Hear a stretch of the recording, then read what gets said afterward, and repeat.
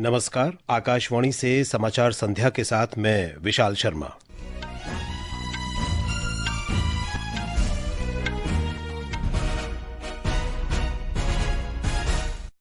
मुख्य समाचार। बिहार विधानसभा चुनाव के अंतिम चरण का प्रचार चरम पर। विभिन्न राजनीतिक दलों के स्टार प्रचारक मतदाताओं को लुभाने में जुटे। प्रधानमंत्री नरेंद्र मोदी ने राष्ट्रगीत के 150 वर्ष पूरे होने के उपलक्ष्य में वर्ष भर चलने वाले स्मरण उत्सव का शुभारंभ किया। कहा, वंदे मातरम एक गीत नहीं बल्कि भारत की आत्मा की अभिव्यक्ति है। भारत ने पाकिस्तान के गुप्त परमाणु परीक्षण पर अमेरिकी राष्ट्रपति डोनाल्ड ट्रंप की टिप्पणी पर संज्ञान लेते हुए कहा, अवैध परमाणु गतिविधियां पाकिस्तान के इतिहास का हिस्सा। 56वां भारतीय अंतर्राष्ट्रीय फिल्म महोत्सव 20 से 28 नवंबर तक गोवा में आयोजित होगा। और फिडे शतरंज विश्व कप में अर्जुन एरिगेसी और पेंतला हरिकृष्ण ने तीसरे राउंड के पहले गेम में जीत हासिल की। गुकेश, प्रज्ञानंद और विदित की बाजियां ड्रॉ रहीं। और अब समाचार विस्तार से।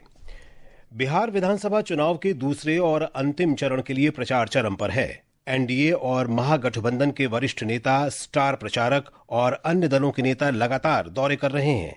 भाजपा के वरिष्ठ नेता और प्रधानमंत्री नरेंद्र मोदी ने औरंगाबाद और भभुआ में जनसभाओं को संबोधित किया। श्री मोदी ने औरंगाबाद में कहा कि एनडीए बिहार को विकसित राज्य बनाएगा। प्रधानमंत्री ने भभुआ रैली में आरोप लगाया कि आरजेडी और कांग्रेस की बिहार के युवाओं को भ्रमित करने की सभी योजनाएं नाकाम रही हैं। आरजेडी कांग्रेस ने बिहार के युवाओं को भ्रमित करने की बहुत कोशिश की, लेकिन उनकी सारी प्लानिंग फेल हो गई। इसका एक बहुत बड़ा कारण है, बिहार का नौजवान ये देख रहा है कि आरजेडी कांग्रेस वालों के इरादे क्या है। भाजपा के वरिष्ठ नेता और केंद्रीय गृह मंत्री अमित शाह ने जमुई और भागलपुर में चुनावी रैलियों को संबोधित करने के बाद पूर्णिया में रोड शो भी किया। उन्होंने कहा कि एनडीए सरकार सत्ता में वापस आने के बाद बिहार को बाढ़ मुक्त बनाने के लिए अलग मंत्रालय बनाएगी। एनडीए ने तय किया है, फिर से सरकार आने के बाद हम बिहार को बाढ़ मुक्त बनाने का मंत्रालय बनाएंगे। कोसी, गंडक, गंगा और कई सारी नदियों का पानी कभी बिहार में बाढ़ नहीं ले पाएगा। दूसरी ओर कांग्रेस के वरिष्ठ नेता राहुल गांधी ने अमरपुर में जनसभा को संबोधित किया। श्री गांधी ने मतदाताओं से ऐसी सरकार चुनने का आग्रह किया जो उनके लिए कार्य करे और जरूरत के समय उनके साथ खड़ी हो। महागठबंधन की सरकार किसी एक जात की नहीं होगी, किसी एक धर्म की सरकार नहीं होगी, हर जात की होगी, हर धर्म की सरकार होगी, बिहार की सरकार होगी। इसमें अति पिछड़ों की आवाज होगी। दूसरे चरण के चुनाव प्रचार पर पटना से हमारे संवाददाता की एक रिपोर्ट। भाजपा अध्यक्ष जेपी नड्डा ने पूर्वी चंपारण में कई जनसभाओं को संबोधित किया। उन्होंने कहा कि एनडीए विकास का एकमात्र पर्याय है। जनता दल यूनाइटेड के अध्यक्ष और मुख्यमंत्री नीतीश कुमार ने एनडीए के समर्थन में शिवहर के साथ साथ पूर्वी और पश्चिमी चंपारण जिलों में कई जनसभाओं को संबोधित किया। कांग्रेस के अध्यक्ष मल्लिकार्जुन खड़गे ने गयाजी में एक जनसभा में कहा कि महागठबंधन में लोगों का भरोसा बढ़ा है। इधर राष्ट्रीय जनता दल के नेता तेजस्वी प्रसाद यादव ने अररिया, पूर्णिया, भागलपुर और बांका में कई जनसभाओं को संबोधित किया। बहुजन समाज पार्टी के राष्ट्रीय संयोजक आकाश आनंद ने शिवहर में पार्टी प्रत्याशी के पक्ष में चुनाव प्रचार किया। धर्मेंद्र कुमार राय, आकाशवाणी समाचार, पटना। विधानसभा चुनाव के दूसरे और अंतिम चरण में 11 नवंबर को 20 जिलों के 122 विधानसभा क्षेत्रों में मतदान होगा। मतगणना 14 नवंबर को होगी।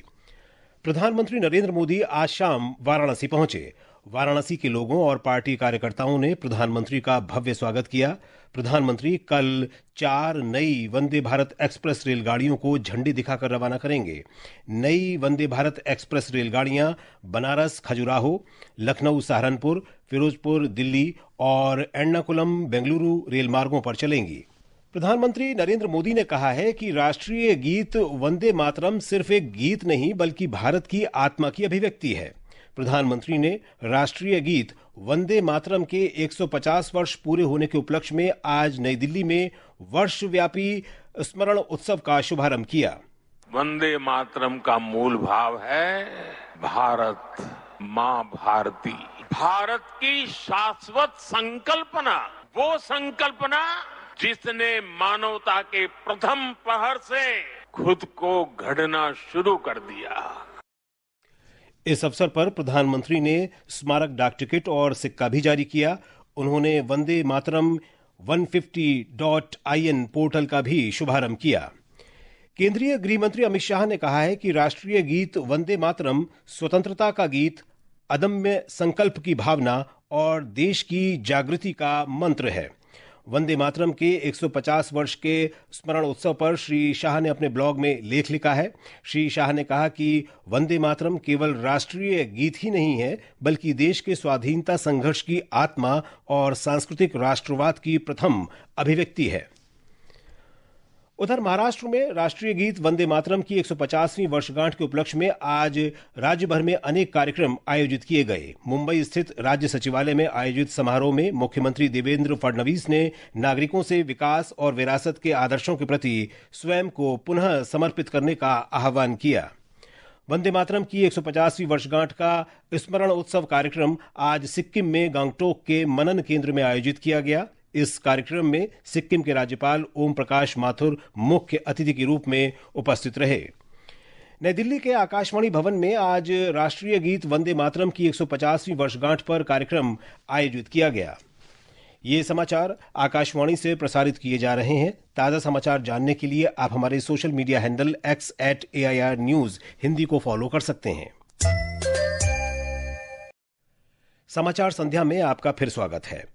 भारत ने आज पाकिस्तान पर आरोप लगाया कि गुप्त और अवैध परमाणु गतिविधियां उसके इतिहास के अनुरूप हैं। विदेश मंत्रालय के प्रवक्ता रणधीर जायसवाल ने आज नई दिल्ली में कहा कि भारत ने पाकिस्तान के परमाणु परीक्षण पर अमेरिका के राष्ट्रपति डोनाल्ड ट्रंप की टिप्पणी का संज्ञान लिया है। पाकिस्तान की गुप्त और गैर कानूनी परमाणु गतिविधियां उसके पुराने इतिहास से मेल खाती है, जो कि दशकों की तस्करी, निर्यात नियंत्रण के उल्लंघन, गुप्त साझेदारियां, AQ खान नेटवर्क और परमाणु प्रसार का और बढ़ाना पर आधारित रहा है। भारत ने पाकिस्तान के रिकॉर्ड के इन पहलुओं पर हमेशा दुनिया का ध्यान आकर्षित किया है। इसी पृष्ठभूमि में हमने पाकिस्तान के परमाणु परीक्षण पर राष्ट्रपति ट्रंप की टिप्पणी को नोट किया है। भारत के सेवानिवृत्त मेजर विक्रांत जेटली पर एक सवाल के जवाब में प्रवक्ता ने कहा कि अबुधाबी में भारतीय दूतावास के अधिकारियों ने 4 बार उनसे मुलाकात की है। उन्होंने कहा कि दूतावास उन्हें हर संभव काउंसुलर सहायता प्रदान कर रहा है। दूतावास के अधिकारी हिरासत में लिए गए मेजर की पत्नी सहित उनके परिवार के साथ लगातार संपर्क में हैं। राष्ट्रपति द्रौपदी मुर्मू कल 2 देशों अंगोला और बोत्सवाना की यात्रा पर जाएंगी। राष्ट्रपति मुर्मू अंगोला के राष्ट्रपति जोआओ मैनुएल गोंजाल्विस लोरेंको के निमंत्रण पर यात्रा के पहले चरण में अंगोला जाएंगी। भारत और अंगोला इस वर्ष राजनयिक संबंधों की स्थापना की 40वीं वर्षगांठ मना रहे हैं। विदेश मंत्री सुब्रमण्यम जयशंकर ने आज रूस के उप विदेश मंत्री आंद्रे रुदेनको के साथ बैठक की। सोशल मीडिया पोस्ट में डॉक्टर जयशंकर ने कहा कि बैठक में भारत और रूस के बीच बहुस्तरीय द्विपक्षीय सहयोग पर चर्चा हुई। दोनों नेताओं ने महत्वपूर्ण क्षेत्रीय, वैश्विक और बहुपक्षीय घटनाक्रमों पर भी चर्चा की। वाणिज्य और उद्योग मंत्री पीयूष गोयल ने न्यूजीलैंड के वाणिज्य और उद्योग मंत्री के साथ मुलाकात के बाद वहां की यात्रा संपन्न की। सोशल मीडिया पोस्ट में श्री गोयल ने आज कहा कि भारत न्यूजीलैंड मुक्त व्यापार समझौते के लिए चौथे दौर की वार्ता वस्तुओं की बाजार पहुंच, सेवाओं, आर्थिक और तकनीकी सहयोग तथा निवेश के अवसरों पर केंद्रित रही। पहला द्विवार्षिक बिम्स्टेक भारत समुद्री अनुसंधान नेटवर्क BIMREN सम्मेलन का आयोजन 4 से 6 नवंबर तक कोच्चि में किया गया। सम्मेलन में बंगाल की खाड़ी क्षेत्र में देश के नीली अर्थव्यवस्था सहयोग को बल मिला। विदेश मंत्रालय की पहल बिम्स्टेक भारत समुद्री अनुसंधान नेटवर्क का शुभारंभ 2024 में किया गया था। GST बचत उत्सव से देश भर के नागरिकों को लाभ हो रहा है। माल और सेवा कर GST की दरों में कटौती के साथ ये बचत उत्सव 22 सितंबर को शुरू हुआ था। आज हमारे संवाददाता बता रहे हैं कि कृषि क्षेत्र में GST की नई दरों से नागरिकों को कैसे लाभ हो रहा है। अगली पीढ़ी के जीएसटी सुधारों ने आवश्यक मशीनरी और खाद्य उत्पादों पर कर कम करके कृषि क्षेत्र को राहत प्रदान की है, जिससे लाखों किसानों के लिए खेती अधिक कुशल हो गई है। अमोनिया, सल्फ्यूरिक एसिड और नाइट्रिक एसिड जैसी उर्वरक संबंधी सामग्रियों पर अब 18% की बजाय केवल 5% जीएसटी लगता है, जिससे उर्वरक उत्पादन की लागत कम करने में मदद मिली है। इसी बीच 1800 सीसी से कम इंजन वाले ट्रैक्टरों पर जीएसटी को 12% से घटाकर केवल 5% कर दिया गया है, जिससे मशीनीकरण और अधिक किफायती होने से किसानों को सीधा लाभ हुआ है। इसके अलावा प्रसंस्कृत फलों और सब्जियों पर भी कर घटाकर 5% कर दिया गया है। आकाशवाणी समाचार से बातचीत में पुणे के एक किसान राजाराम चौधरी ने कृषि वस्तुओं पर करों में कटौती के सरकार के कदम की सराहना की। केंद्र सरकार ने जीएसटी में जो सुधार किया है, इसके कारण खेती के औजार, खाद आदि चीजें बहुत सस्ता हो गया है। इसके कारण किसानों को बहुत सारे पैसे की बचत हो रही है। इन सुधारों का उद्देश्य कृषि में लाभ बढ़ाना, उत्पादन लागत कम करना और पूरे भारत में ग्रामीण अर्थव्यवस्था को मजबूत करना है। समर्थ और प्रिया की रिपोर्ट के साथ समाचार कक्ष से करिश्मा राय। ये समाचार हमारी वेबसाइट www.newsonair.gov.in और हमारे न्यूज ऑन एआईआर ऐप पर भी उपलब्ध हैं। 56वां भारतीय अंतर्राष्ट्रीय फिल्म महोत्सव इफ्फी 20 से 28 नवंबर तक गोवा के पणजी में आयोजित किया जाएगा। सूचना और प्रसारण राज्य मंत्री डॉक्टर एल मुरुगन ने आज नई दिल्ली में संवाददाता सम्मेलन में कहा कि ये फिल्म महोत्सव दुनिया भर के क्रिएटर्स के लिए सेतु का काम करेगा। उन्होंने कहा कि सम्मेलन में महिला निर्देशकों द्वारा निर्देशित 50 फिल्में भी प्रदर्शित की जा रही हैं। प्रधानमंत्री नरेंद्र मोदी के नारी शक्ति विजन के अंतर्गत इस वर्ष लगभग 50 महिला निर्देशकों की 50 फिल्में प्रदर्शित की जा रही हैं। इसके द्वारा हम उन्हें समान अवसर देना चाहते हैं, इक्वल अपॉर्चुनिटी। वहीं सूचना और प्रसारण सचिव संजय जाजू ने कहा कि इफ्फी का उद्घाटन समारोह 20 नवंबर को होगा। इस वर्ष पहली बार 3 देश फिल्मोत्सव में मुख्य रूप से भाग ले रहे हैं। जापान इस बार मुख्य फोकस देश है। न केवल वहां की फिल्में दिखाई जाएंगी, बल्कि फिल्म निर्माता, निर्देशक, अभिनेता भी इस फिल्मोत्सव में भाग ले रहे हैं। हमारे पास अन्य भागीदार देश के रूप में स्पेन और ऑस्ट्रेलिया भी है। और अब बात खेलों की। गोवा में आयोजित फिडे शतरंज विश्व कप 2025 में अर्जुन एरिगेसी और पेंटाला हरिकृष्णा ने तीसरे राउंड के पहले गेम में जीत हासिल की है। अर्जुन ने उज्बेकिस्तान के शमसिद्दीन वोखिदोव को हराया, जबकि ग्रैंडमास्टर पेंटाला हरिकृष्णा ने डैनियल दर्धा को हराकर बढ़त बनाई। विश्व चैंपियन डी गुकेश ने तीसरे दौर का पहला गेम फ्रेडरिक स्वेन के साथ ड्रॉ खेला। एरिगेसी ने नॉकआउट टूर्नामेंट में लगातार तीसरी जीत दर्ज की।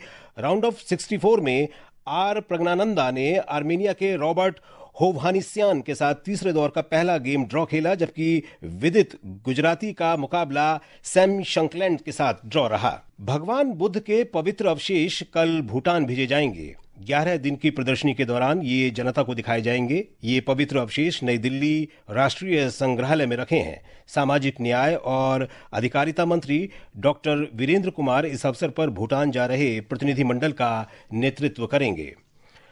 मौसम विभाग ने कल दक्षिण प्रायद्वीपीय क्षेत्र के कुछ हिस्सों में मूसलाधार वर्षा का अनुमान व्यक्त किया है। अगले 2 दिनों के दौरान तमिलनाडु, पुद्दुचेरी, कराईकाल, केरल और माहे में गरज के साथ बारिश होने की संभावना है। इस बीच दिल्ली और राष्ट्रीय राजधानी क्षेत्र में वायु गुणवत्ता बहुत खराब श्रेणी में बनी हुई है।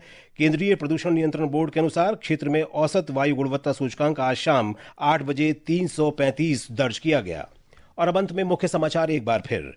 बिहार विधानसभा चुनाव के अंतिम चरण का प्रचार चरम पर। विभिन्न राजनीतिक दलों के स्टार प्रचारक मतदाताओं को लुभाने में जुटे। प्रधानमंत्री नरेंद्र मोदी ने राष्ट्रगीत के 150 वर्ष पूरे होने के उपलक्ष्य में वर्ष भर चलने वाले स्मरण उत्सव का शुभारंभ किया। कहा, वंदे मातरम एक गीत नहीं बल्कि भारत की आत्मा की अभिव्यक्ति है। भारत ने पाकिस्तान के गुप्त परमाणु परीक्षण पर अमेरिकी राष्ट्रपति डोनाल्ड ट्रंप की टिप्पणी पर संज्ञान लेते हुए कहा, अवैध परमाणु गतिविधियां पाकिस्तान के इतिहास का हिस्सा। 56वां भारतीय अंतर्राष्ट्रीय फिल्म महोत्सव 20 से 28 नवंबर तक गोवा में आयोजित होगा। और फिडे शतरंज विश्व कप में अर्जुन एरिगेसी और पेंटाला हरिकृष्णा ने तीसरे राउंड के पहले गेम में जीत हासिल की। गुकेश, प्रज्ञानंद और विदित की बाजियां ड्रॉ रहीं। इसके साथ ही समाचार संध्या का ये अंक समाप्त हुआ। नमस्कार।